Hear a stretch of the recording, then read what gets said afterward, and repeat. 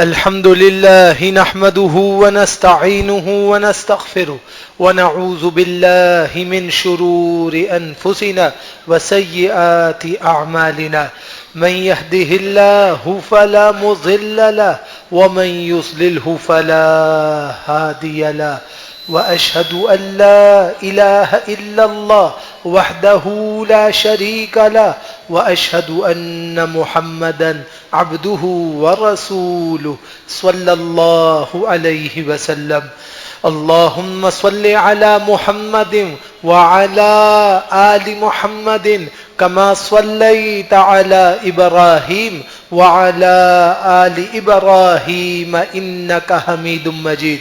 اللهم بارك على محمد وعلى آل محمد كما باركت على إبراهيم وعلى آل إبراهيم إنك حميد مجيد.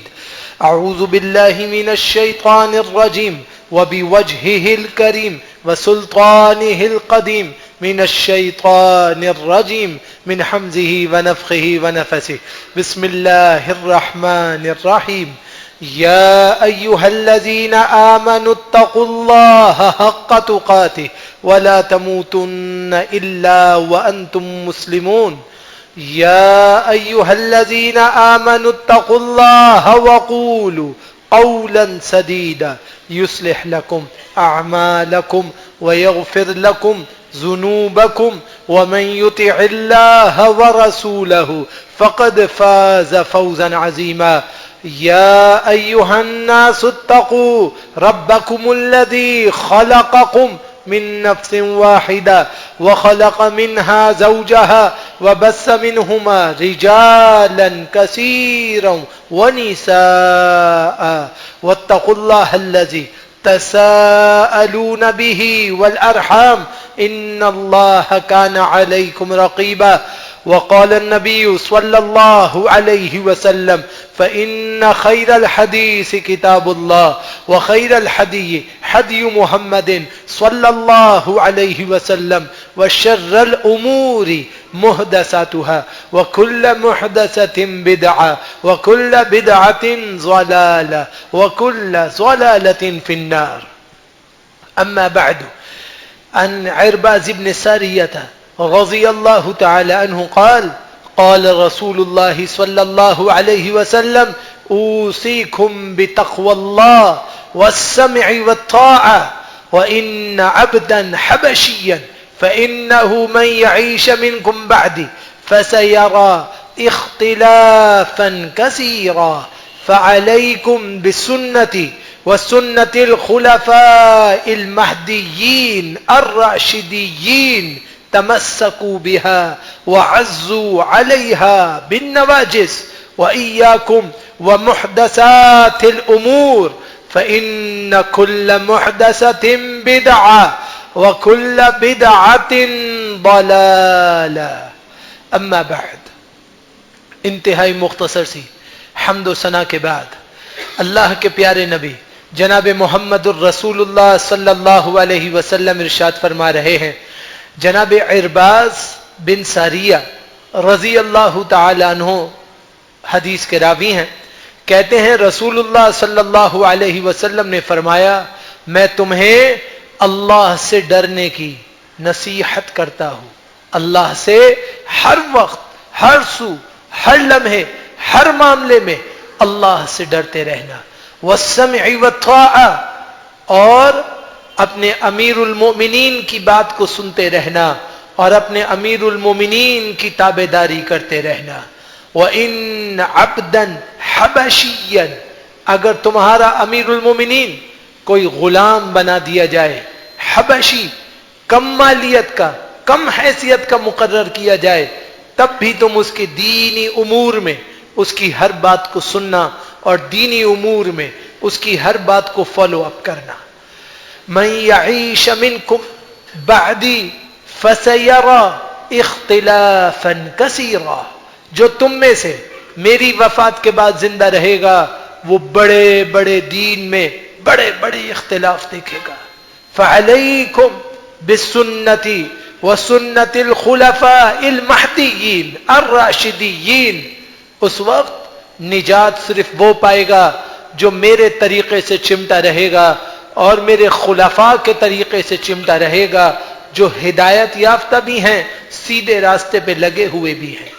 तमस्सकू बिहा व अज़्ज़ू अलैहा बिन नवाजिस, तुम मेरे और मेरे खुलफा के रास्ते को चिमटे रहना, पकड़े रहना, अपनी कुचलियां उनके दीन में गाड़ कर अपने आप को उससे लगाए रखना। व इय्याकुम व मुहदसातिल उमूर, मैं तुम्हें वसीयत करता हूं कि तुम नित नए काम जो दीन में दीन का नाम लेकर निकाले जाएंगे उससे अपने आप को बचाना। फ़इन्न कुल्ल मुहदसतिन बिदअ, इसलिए कि मेरे दीन में जो नया काम निकाला जाएगा वो बिदअत के हुक्म में होगा। व कुल्ल बिदअतिन ज़लाला, और हर किस्म की बिदअत इंसान को गुमराहियों के उस दरीचे पे ले जाएगी जहां से वापसी का कोई रास्ता नहीं होगा।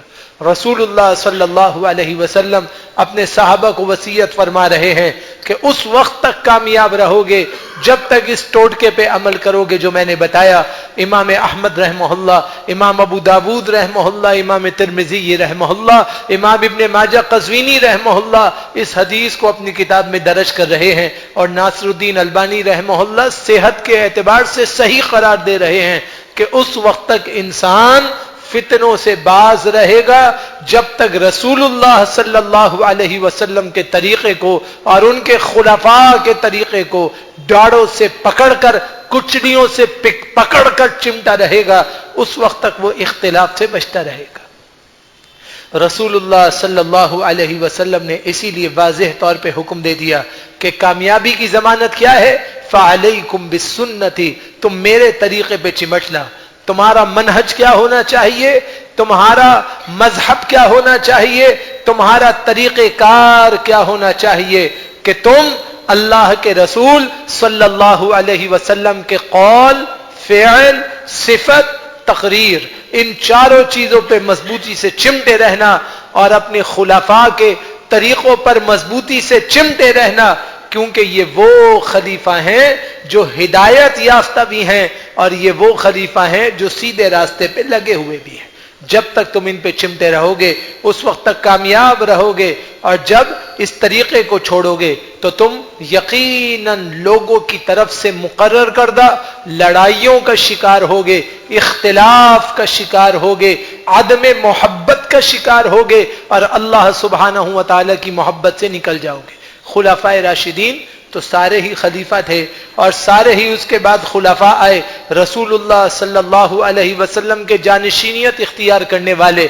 अल्लाह के नबी अलैहिमुस्सलाम ने फरमाया कि मेरे बाद कुछ खलीफा होंगे जो 30 साल तक रहेंगे, उसके बाद खलीफा नहीं होंगे, उसके बाद उमरा होंगे।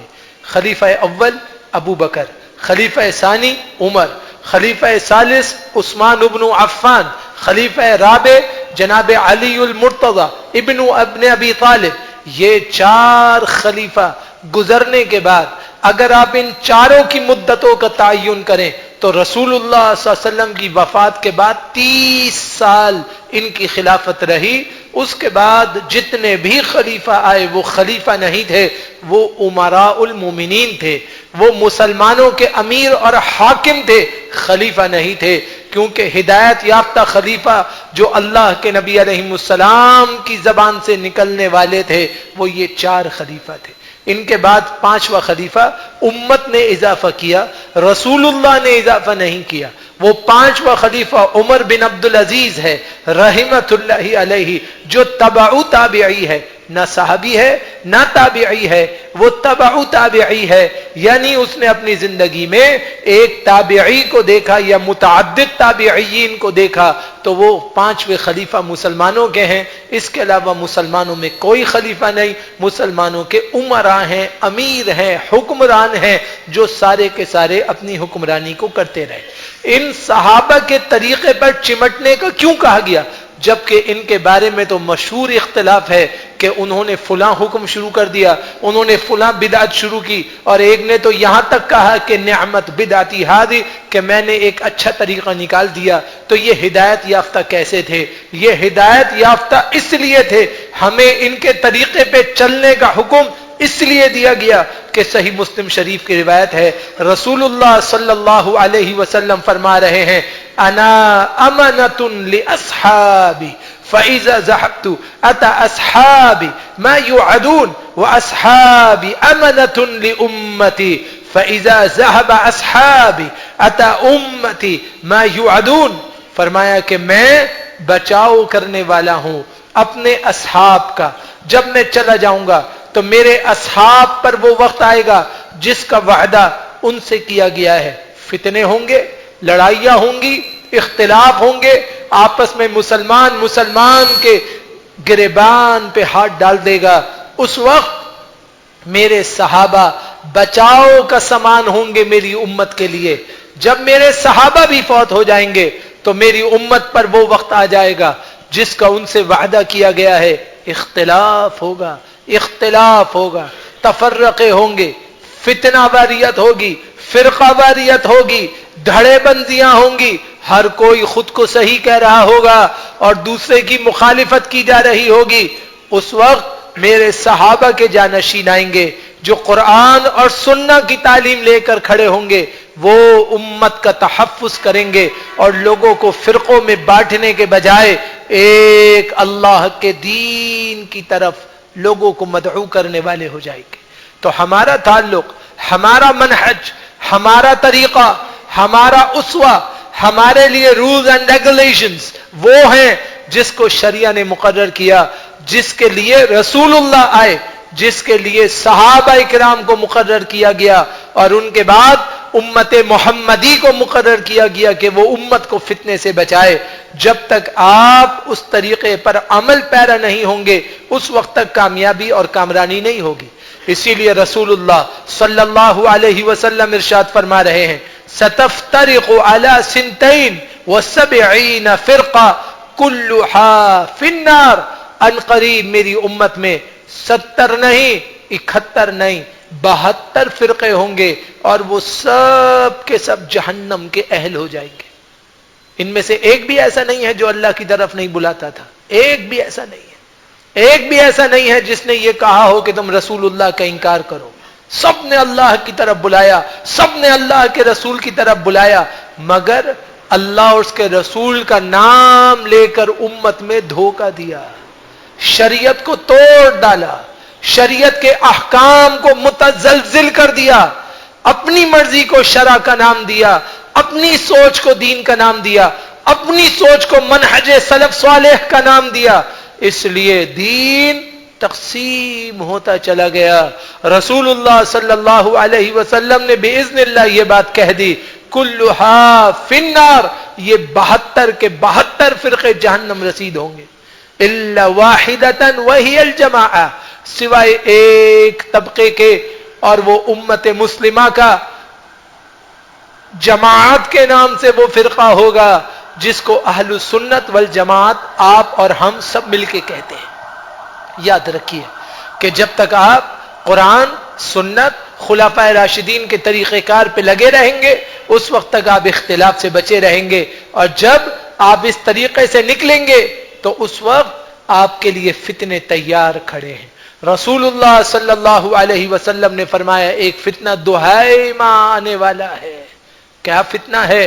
4 طرف سے امت کو گھیر لے گا، چاروں طرف سے گھیر لے گا، ایک آدمی جھانکنے کی بھی کوشش کرے گا وہ فتنہ اسے اپنی طرف کھینچ لے گا۔ ایسی باتیں، ایسے دلائل، ایسے شواہد، ایسے سنی سنائی باتیں اور من گھڑت نظریات ہوں گے کہ انسان اپنے دل سے اس کی طرف مائل ہو جائے گا، انسان کا دماغ اسے قبول کرنے والا بن جائے گا۔ یہ فتنے اللہ سے دور کرنے والے ہوں گے، یہ فتنے اللہ کے رسول سے دور کرنے والے ہوں گے، یہ اپنی باتوں کو منوانے کے لیے تمہیں جہنم کی اوندھی آگ میں جھونک دیں گے جہاں سے نکلنے کا راستہ بھی نہیں ہوگا۔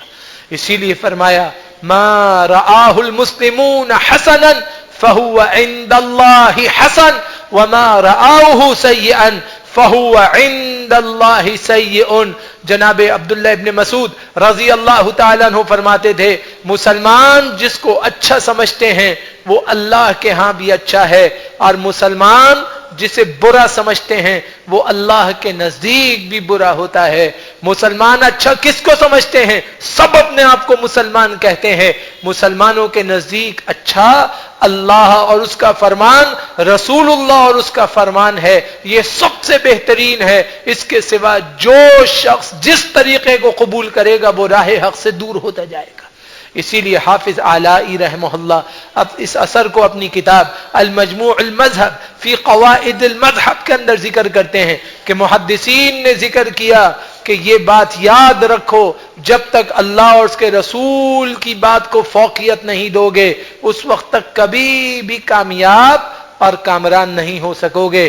اسی لیے فرمایا کہ ان اللہ نظر فی قلوب العباد.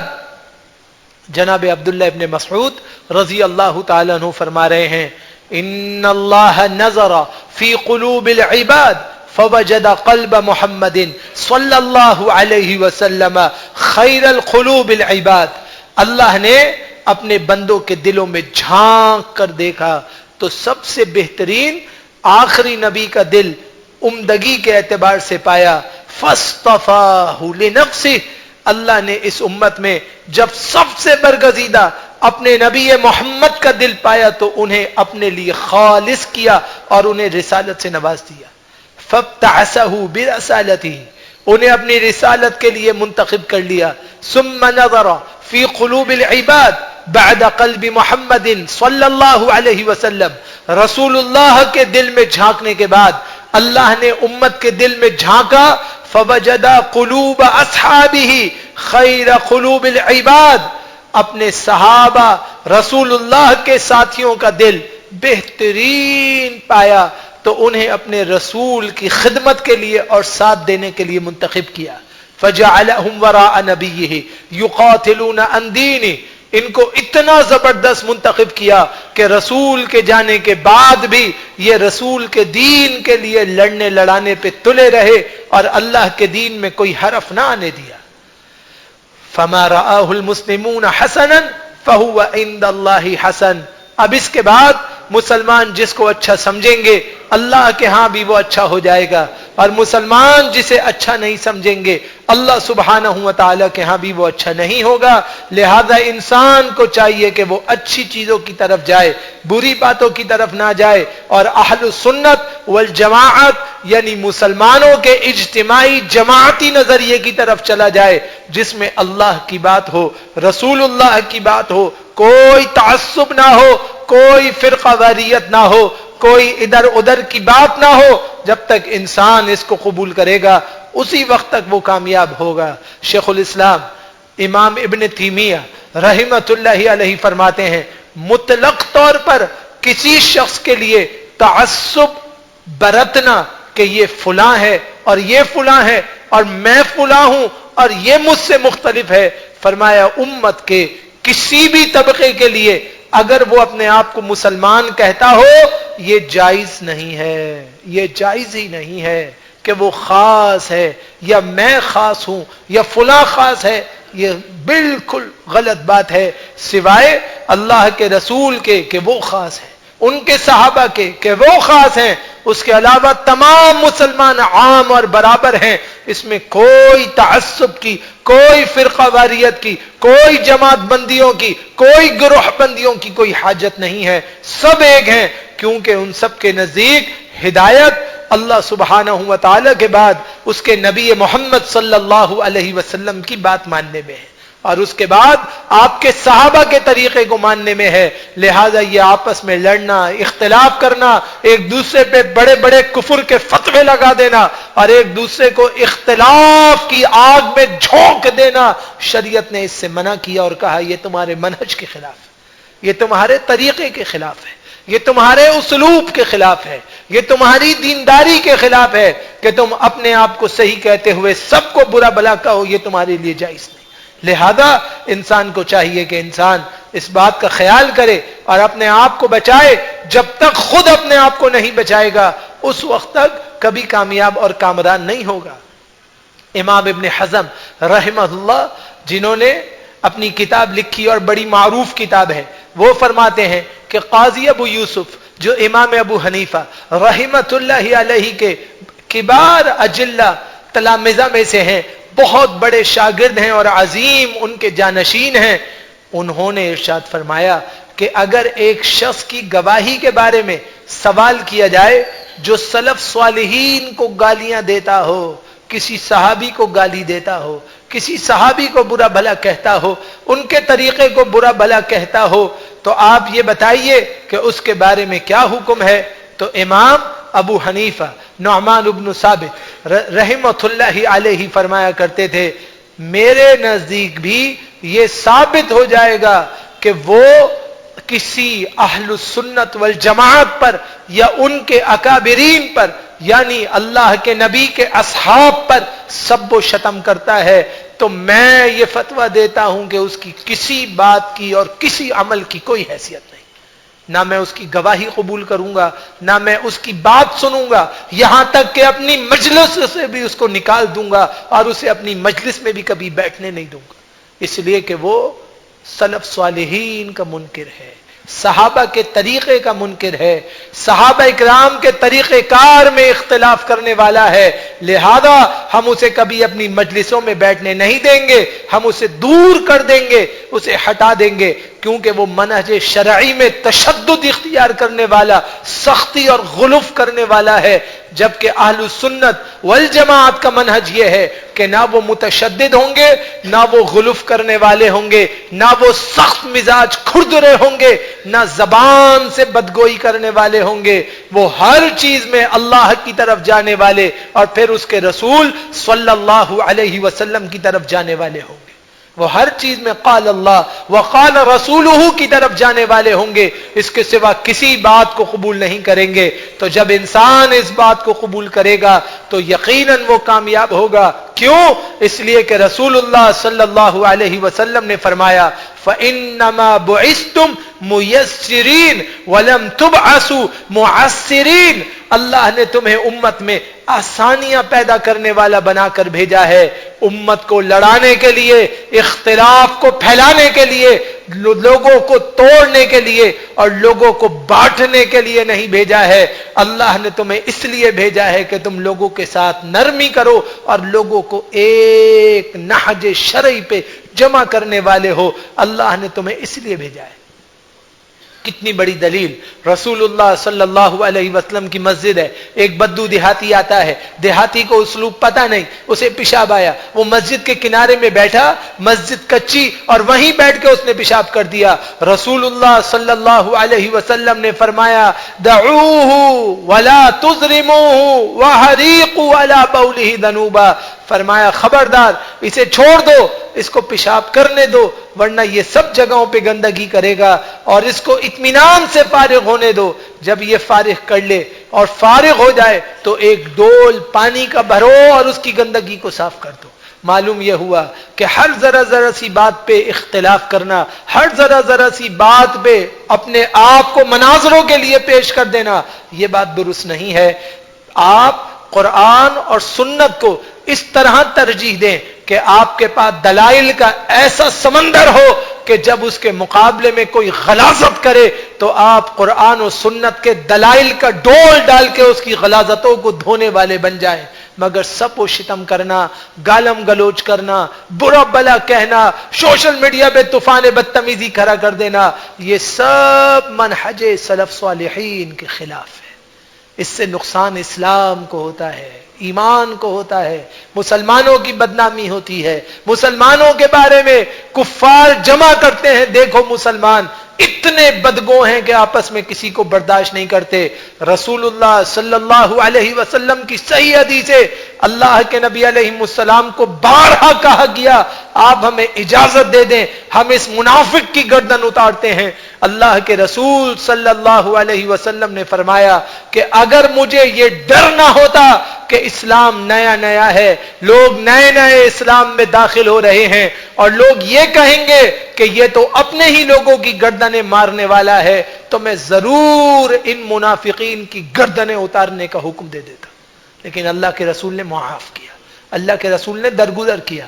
درگزر کا مطلب یہ نہیں ہے کہ اپنا دین چھوڑ دیا، درگزر کا مطلب یہ ہے کہ قرآن و سنت کو پختگی سے گاڑے رکھا، اس پر عمل کیے رکھا، اور دلائل کی روشنی میں مقابلہ کیا. لوگوں کو چھوڑ کر ان سے الجھنے کے بجائے قرآن و سنت کی دعوت سے اپنے آپ کو چمٹا لیا، اور لوگوں کے سامنے دلیل مستحکم پیش کر دی کہ جب تک قرآن اور سنت دلیل کے لیے کافی رہے گا اس وقت تک انسان کامیاب اور کامران رہے گا.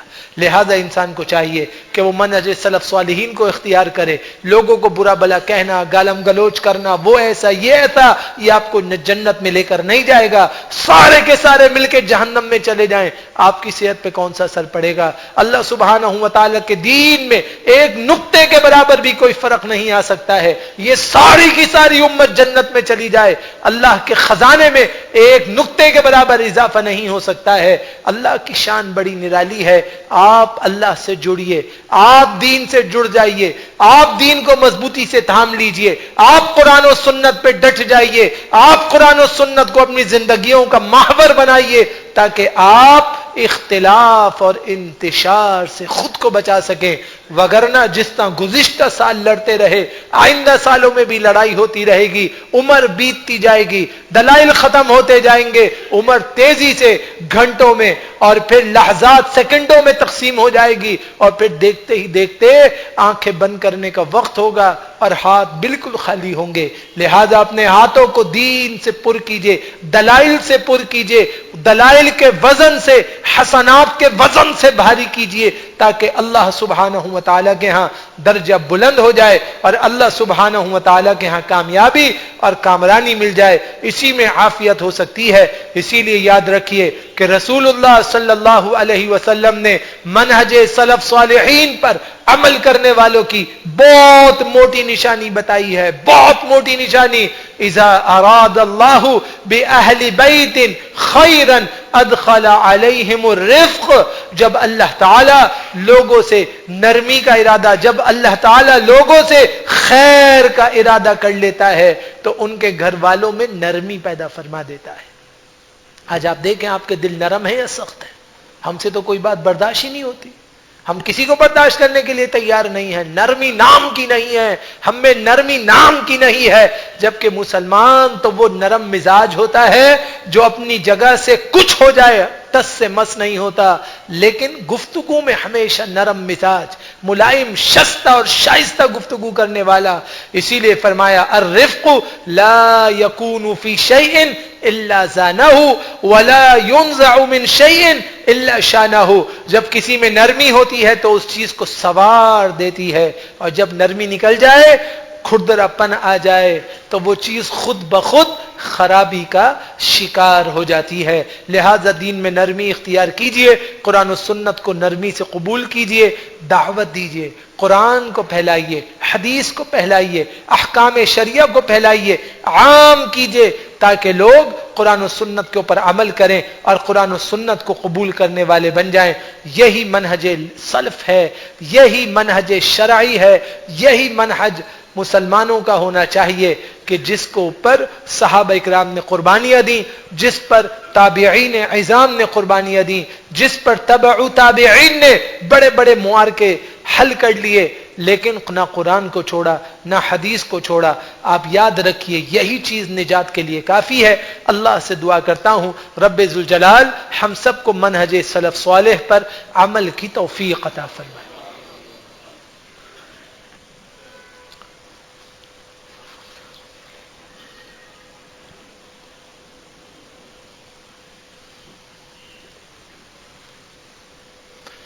الحمد للہ الحمد لله نحمده ونستعينه ونستغفره ونعوذ بالله من شرور أنفسنا وسيئات أعمالنا من يهده الله فلا مضل له ومن يضلله فلا هادي له وأشهد أن لا إله إلا الله وحده لا شريك له وأشهد أن محمدا عبده ورسوله صلى الله عليه وسلم اللهم صل على محمد وعلى آل محمد كما صليت على إبراهيم وعلى آل إبراهيم إنك حميد مجيد اللهم بارك على محمد وعلى آل محمد كما باركت على إبراهيم وعلى آل إبراهيم إنك حميد مجيد اللهم ربنا آتنا في الدنيا حسنة وفي الآخرة حسنة وقنا عذاب النار ربنا ظلمنا أنفسنا وإن لم تغفر لنا وترحمنا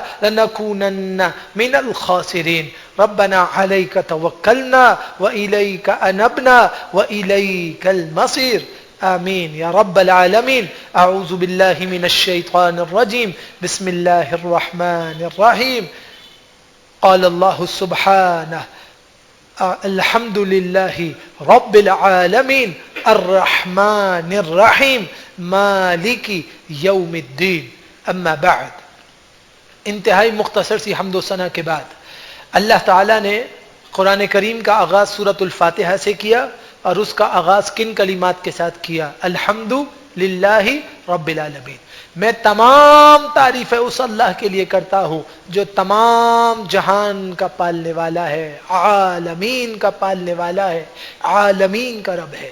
اللہ سبحانہ و تعالیٰ کو سب پتہ ہے، اللہ رب العالمین ہی کے پاس سارے اختیار ہیں، مگر اللہ نے آپ کو کہا کہ تم حمد بیان کرو اپنے رب کی تاکہ تمہیں ہر روز تعریف کرنی آئے، ہر روز تمہاری زبان سے کلمت الخیر نکلے. جتنی آپ اللہ کی حمد بیان کرتے ہیں اسی قدر اللہ سبحانہ و تعالی جنت میں آپ کے لیے باغیچے لگاتا ہے اور اللہ تعالی آپ کے لیے رحمتوں کے دریچوں کو کشادہ کر دیتا ہے. بیائی ہی اسی طرح اللہ یہ چاہتا ہے کہ منہج سلف کو اختیار کرنے والے کھردرے مزاج کے لوگ نہ ہوں، وہ ملائم المزاج ہوں، مضبوط عمل کرنے والے مگر زبانوں سے اتنے میٹھے بول بولنے والے ہوں کہ سامنے والے کے دل پر ان کے بول اثر کریں، وہ جراحیت اللسان کا شکار نہ ہوں، زبان کے زخم لگانے والے نہ ہوں، زبان سے بری باتیں کرنے والے نہ ہوں کہ سامنے والے سے اس قدر جارحیت کی باتیں کریں کہ وہ آئندہ بات سننے سے قاصر ہو. ایسے نہ ہو بلکہ نرم المزاج ہوں، انتہائی نرمی کرنے والے ہوں. بڑی دلیل ہے، رسول اللہ صلی اللہ علیہ وسلم کے پاس یہودی کچھ آئے اور کہنے لگے السلام علیک، آپ پر موت ہو. اب جب یہ بات سنی تو نبی صلی اللہ علیہ وسلم پر بد دعائیں کی جا رہی ہیں. آپ نے فرمایا وعلیکم، جو تم میرے بارے میں کہتے ہو وہ تمہارے بارے میں ہو جائے، نہ سلامتی نہ آگے نہ پیچھے. وعلیکم، جو تم میرے لیے کہتے ہو وہی تمہارے لیے ہو جائے. اسی لیے سنن ابی داود کے اندر روایت موجود ہے، فرمایا کہ لوگ آتے ہیں اور رسول اللہ صلی اللہ علیہ وسلم کو یا مسلمانوں کو عجیب و غریب سلام کرتے ہیں جس میں تعریف کے بجائے تنکیر ہے، جس میں اچھائی کے بجائے برائی ہے. رسول اللہ صلی اللہ علیہ وسلم نے فرمایا ان کا جواب صرف اتنا ہے وعلیکا، جو تو مجھے کہتا ہے وہ تیرے لیے ہو جائے. اگر اچھا کہتا ہے تو اچھا ہو جائے، بہترین کہتا ہے تو بہترین ہو جائے، اور اگر بدی کی بدترین کیت کی بات کرتا ہے تو وہ تیرے لیے ہو جائے. تمہیں مزید جواب دینے کی ضرورت نہیں، تمہیں صرف وعلیک کہنے کی ضرورت ہے. تو مسلمان کو سکھایا گیا کہ تمہیں کیا کہنا ہے، تمہیں اپنی حد میں رہتے ہوئے جواب دینا ہے. ام المؤمنین کے سامنے بھی ایسا ہی معاملہ ہوا، انہوں نے اس طرح سے رسول اللہ کو بد کہا، برا کہا، تو ام المؤمنین نے فرمایا، عائشہ نے، علیکم السلام واللعنہ، تم پر موت ہو مردودو اور تم پر لعنتیں ہوں ملعونو. جناب عائشہ نے یہ جواب دیا. رسول اللہ صلی اللہ علیہ وسلم نے فرمایا محلن یا عائشہ، محلا ان اللہ یحب الرفق. ام المؤمنین عائشہ کو فرمایا رک جاؤ، بالکل آگے جواب نہیں دینا، رک جاؤ، ٹھہر جاؤ. اللہ تعالی تمام امور میں نرمی کو پسند کرتا ہے. ان کے کہنے سے کوئی فرق نہیں پڑے گا، تمہارے کہنے سے فرق پڑے گا. تم مومنہ ہو، तुम मुस्लिमा हो, तुम दाइया हो, तुम्हें कुछ कहने की जरूरत नहीं है, तुम बस इतना कहो कि जो ये कहते हैं बस यही इन पर वाक़े हो जाए। तो उम्मतियों का तरीका क्या होना चाहिए, मनहज का उसलूब क्या होना चाहिए कि जबान से मीठे बोल बोलिए। हमारे यहां कुरान और सुन्नत की असल दावत, लेकिन मुसलमान जबान से फूअड़ है, फूअड़, जबान से गालियां देते हैं, जबान से बुरा भला कहते हैं, जबान से खुरतरेपन का इजहार करते हैं, जब भी बात करते हैं कफन फाड़ के बोलते हैं तो सामने वाला भाग जाता है और बिदक जाता है। ये मुसलमान की शान नहीं है। मुसलमान की शान ये है, प्यारा बोल बोलता है, मीठा बोल बोलता है, मगर कुरान और सुन्नत के खिलाफ नहीं बोलता, ना ही कुरान और सुन्नत को छोड़ता है, इसी पे लगा रहता है, इसी पे डटा रहता है। लिहाजा हम सबको इस्लाह की हाजत है। इन्ना अल्लाह रफीकुन युहिब्बुर रिफ्का, रसूलुल्लाह सल्लल्लाहु अलैहि वसल्लम ने फरमाया अल्लाह ताला बड़े नरमी करने वाला है, और अल्लाह ताला नरम मिजाजी को ही पसंद करता है। आप नरम मिजाजियत इख्तियार कीजिए, लोगों को बुरा भला कहने दीजिए, उनको छोड़ दीजिए, उनके आलम पे छोड़ दो उनको, उनकी हालत पर अपनी बात पहुंचाओ, अपनी बात पहुंचाओ। बात क्या होती है, आप कुरान की बात करते हैं, हदीस की बात करते हैं, सामने वाला बेअदबी करता है, कुरान और हदीस पीछे रह जाता है, और आप उससे बड़े बेअदब होकर आपस में झगड़ा और फिरका और फितना बनाने वाले बन जाते हैं। ये सब बातें गलत हैं। आपको चाहिए अपनी दलील पे टिके रहो, अपने सबूत पे जमे रहो, अपनी जगह को बिल्कुल खाली ना होने दो। सामने वाला कुछ कहता है उसे कहने दो, दलील के सिवा मजीद बात करना मुसलमान की शान के खिलाफ है। मुसलमान बात करता है तो खुश उसलूबी से कुरान और सुन्ना की बात करता है, और जब मुकाबिल में आने वाला शख्स तकाबले की बात करता है तो मुसलमान खामोशी इख्तियार करता है, बिला वजह बेअदबी इख्तियार नहीं करता। आप खामोश हो, सामने वाले को सुझाएं कि तू गलत बात कह रहा है, इसलिए खामोशी इख्तियार की गई है। जब वो खामोश हो आप बोलिए, लेकिन जवाब ना दीजिए, जवाब ना दीजिए, इख्तिलाफ ना कीजिए, तशद्दुद इख्तियार ना कीजिए। अपने अंदर तमस्सुक बिल कुरान, तमस्सुक बिस सुन्ना पैदा कीजिए। इसीलिए रसूलुल्लाह सल्लल्लाहु अलैहि वसल्लम ने फरमाया अवलम तस्माई मा कुल्तु रदितु अलैहिम फयुस्तजाबु ली फमिनहुम वला युस्तजाबु लहुम फिया। फरमाया आयशा, क्या आप सुन नहीं रही हैं कि मेरा जवाब देना और मेरी तरफ से उनके लिए कहना ये तो सुना गया है, उनकी तरफ से जो कुछ मेरे बारे में कहा गया है उसकी कोई हैसियत नहीं है। छोड़ दो उन बातों को जो वो कहते हैं। लोग बुरा भला कहेंगे, गालियां देंगे, इशारे करेंगे, उंगलियां उठाएंगे, हर तरह से कदम कदम पर गिराने की कोशिश करेंगे। छोड़ दो इन लोगों को इनके हाल पे। कुरान और सुन्नत लेकर उठो, कुरान और सुन्नत की बात करो, कुरान और सुन्नत के दाई बनो, कुरान और सुन्नत को लेकर चार दांगे आलम में फैल जाओ। फिर देखो अल्लाह सुब्हानहू व तआला की नुसरतें कैसे हासिल होती हैं और कामयाबियां कैसे हासिल होती हैं। अब हम अपने मौजू को समेटने की कोशिश करेंगे इंशाअल्लाह, और कुछ को बुनियादी अलामतें जो कुरान और सुन्ना में मौजूद हैं सलफ सालिहीन के मनहज इख्तियार करने वालों की, उसको इंशाअल्लाह रहमान जिंदगी रही और अल्लाह का हुक्म हुआ तो अगले जुम्मे जिक्र करेंगे। अल्लाह से दुआ करते हैं अल्लाह ताला मुझे, आपको, हम सबको कुरान और सुन्नत से जमीई तौर पे जुड़ जाने की तौफीक अता फरमाए। अल्लाह ताला हम सबको अपनी इस्लाह की तौफीक अता फरमाए। अल्लाह ताला हम सबको हादियम महदिया बनने की तौफीक अता फरमाए। अल्लाह ताला हमें अपने जवारिह की, अपने अकीदे की, अपने आमाल की हिफाजत की तौफीक अता फरमाए, और अल्लाह ताला हम सबको कमा हक़्क़हू कुरान और सुन्नत पर आमिल बनने की हकीकी तौफीक अता फरमाए। अल्लाहुम्मा रब्बना आतिना फिद दुनिया हसना व फिल आखिरती हसना व क़िना अज़ाबन नार। इस मसले को अच्छी तरह अपने पल्ले बांध लीजिए कि आप सारे मुसलमान, नाम आपका कुछ भी हो इससे कोई फर्क नहीं पड़ता है, आप सारे के सारे मुसलमान बहुत कीमती हैं, बहुत कीमती हैं। आपके मुकाबले में जो बाकी मखलूक है उसकी कोई वक़ात और हैसियत अल्लाह के यहाँ नहीं है। दुनिया में आप पर आजमाइशें भी इसीलिए हैं, तकलीफें भी इसीलिए हैं, और मुश्किलात भी इसीलिए हैं कि अल्लाह ताला आपको दुनिया में पाक साफ कर रहा है, धो धुला के उजला करके अपने यहाँ बुलाने का ख्वाह है। तो आपको चाहिए कि आप कुरान और सुन्नत को इस तरह से अपने दिल से लगा लें और बसा लें कि आप कुरान और सुन्नत से चिमटने वाले और लगने वाले हों, तब ही आप कामयाब اور کامران ہوں گے۔ دنیا کو نہ دیکھیے، دنیا والوں کو نہ دیکھیے، ان کے مال و متاع کو نہ دیکھیے، ان کی عاقبت میں بھڑکتی ہوئی آگ کو دیکھیے جو اللہ نے ان کے لیے جلا رکھی ہے، بھڑکا رکھی ہے، اسے دیکھیے اور اپنی جنت پر فوکس کیجئے جو اللہ نے آپ سب کے لیے سجا رکھی ہے۔ لہذا جب آپ کا فوکس ہوگا اپنی جنت پر تو آپ کے اندر خود بخود تغیر پیدا ہوگا۔ حلم، انات، بردباری اپنے اندر پیدا فرمائیے، شائستہ شستہ گفتگو کرنا سیکھیے، قرآن و سنت کی بات کو اپنا مزاج بنائیے تاکہ قرآن و سنت کے مطابق اللہ سبحانہ و تعالی کی نصرتوں میں آپ میں ہم سب داخل ہو جائیں۔ یہی منہج سلف ہے، یہی طریقہ شریعہ ہے۔ منہج سلف کے نام پر مسلمانوں کو کافر بنانا یہ منہج سلف نہیں ہے۔ منہج سلف یہ ہے کہ قرآن اور حدیث کی بات کی جائے اور قرآن اور حدیث کے علاوہ باقی چیزوں سے خود کو کنارہ کش کیا جائے، یہ منہج سلف ہے۔